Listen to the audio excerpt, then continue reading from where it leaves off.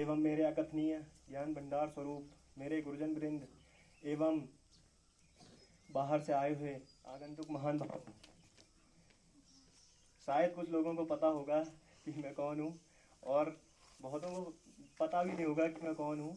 तो सबसे पहले मैं अपना परिचय देना चाहता हूँ। मेरा नाम आयुष अवस्थी है। मैं इस बार कक्षा 10वीं में था और मैंने उत्तराखंड की परिषदीय परीक्षा 2021-22 में पूरे प्रदेश में द्वितीय स्थान प्राप्त किया है। और मैं सबसे पहले मैं विद्यालय परिवार एवं प्रधानाचार्य महोदय और मेरे सभी गुरुजनों का धन्यवाद करना चाहता हूँ, जिन्होंने मुझे इस लायक बनाया कि मैं पूरे प्रदेश भर में मैंने द्वितीय स्थान प्राप्त किया। और मैं सभी गुरुजनों का हृदय की गहराइयों से धन्यवाद देना चाहता हूँ।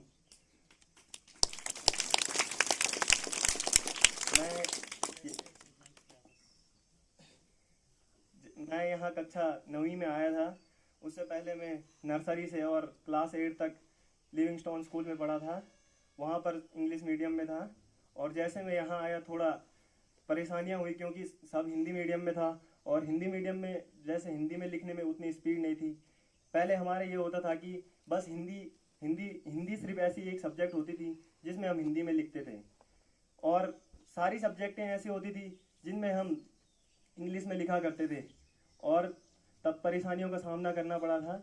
पर जितने सोचा था उतना कठिन नहीं था, क्योंकि यहाँ पर हमारे अच्छे अच्छे गुरुजन हैं जिन्होंने हमें प्रोत्साहित किया और जो हिंदी के टर्म हैं उन्हें इंग्लिश में भी बताया कि ये चीज़ें हैं।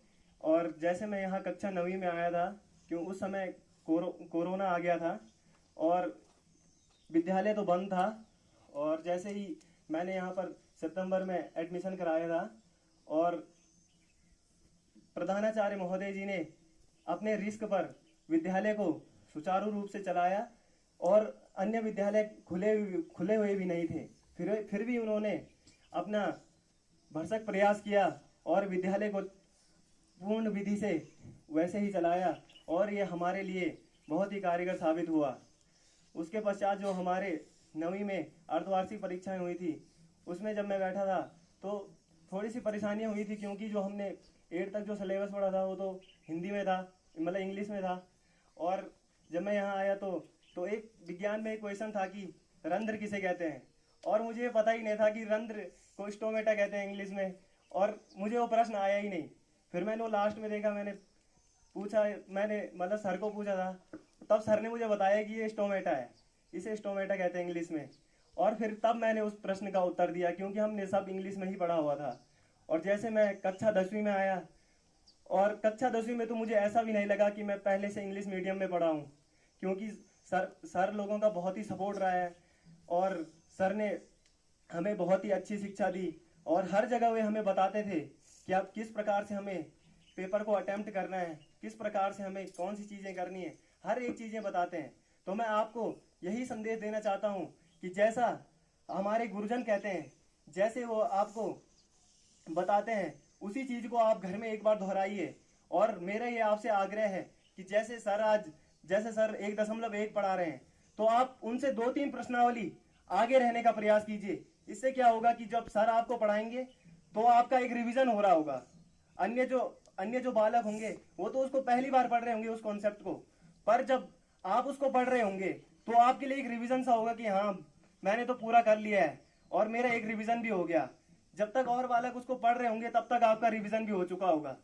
इससे आप पहले से ही आगे रहेंगे।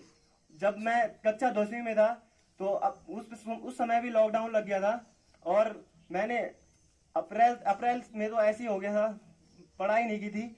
फिर मैंने मई से शुरुआत की थी, और हमारा जो स्कूल था वो अगस्त में खुला था, और अगस्त तक मैंने विज्ञान में फिजिक्स और केमिस्ट्री पूरा कर लिया था। और जैसे मैं विद्यालय में आया, और मेरे लिए वो बहुत ही आसान हो गया था, क्योंकि जैसे सर पढ़ाते हैं वो उस समय मेरा रिवीजन होता था, और फिजिक्स केमिस्ट्री मैंने पूरी कर ली। और जैसे ही सर उसके बाद बायो पे आ गए, उस समय तक मेरी बायो भी पूरी हो गई। और जैसे रविंदर सर हैं, उनके पास मैं मैथ का ट्यूशन जाता था, तो जैसे सर पढ़ाते थे फिर मैं उनसे 2-3 प्रश्नावली आगे चलता था और सर हमें बताते थे। सर पूरा प्रयास करते थे कि वे हमें अच्छे तरीके से समझाएं और उन्होंने समझाया भी। और मैं सभी गुरुजनों का एक बार फिर से दिल की गहराइयों से सम्मान करना चाहता हूं। धन्यवाद।